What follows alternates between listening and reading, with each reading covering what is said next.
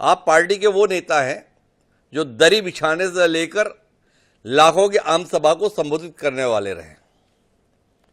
2014 से लेकर 2024 तक के बीच एक बैनर, एक पोस्टर और एक होर्डिंग शिवरतन शर्मा जी आप दिखवा दीजिए जिसमें आपने लिखा हो फिर एक बार एनडीए सरकार। आप बोल रहे हो ना हम गठबंधन की सरकार ही चलाते हुए आए हैं। हमने भाजपा की सरकार से मोदी की सरकार तक की यात्रा तो देख ली और 4 जून के परिणाम के बाद में एनडीए की सरकार होते हुए देख रहे हैं।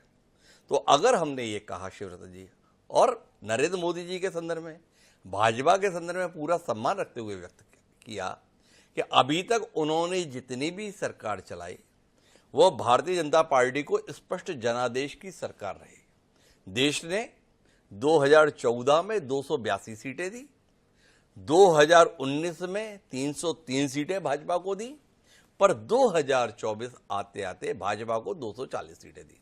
तो इस संदर्भ में बात है शिवरतन जी, और जो सवाल है वो सवाल है गठबंधन के सहयोगियों को आप अच्छे से जानते हैं। अटल जी के दौर की सरकार आपने देखी है, तो इसलिए सवाल है, सवाल अनावश्यक नहीं है, सवाल जायज है और सवाल जवाब भी चाहता है। वो कम से कम शिवरतन जी जैसा प्रवक्ता हो, शिवरतन जी जैसा नेता हो, तो ईमानदार जवाब की उम्मीद भी हमारा दर्शक रखता है। उम्मीद करते हैं आप निराश नहीं करेंगे, भले ही जनता ने कुछ आपको निराश कर दिया इस बार के परिणाम में। बिल्कुल, मैं ईमानदारी के साथ जवाब देता हूं हिमांशु जी। एनडीए चुनाव लड़ रहा था, उस एनडीए का नेतृत्व कर रहे थे माननीय नरेंद्र मोदी जी। और चुनाव में हमने स्लोगन दिया था, फिर एक बार मोदी सरकार, और इस स्लोगन को देकर के हम चुनाव के मैदान में गए थे।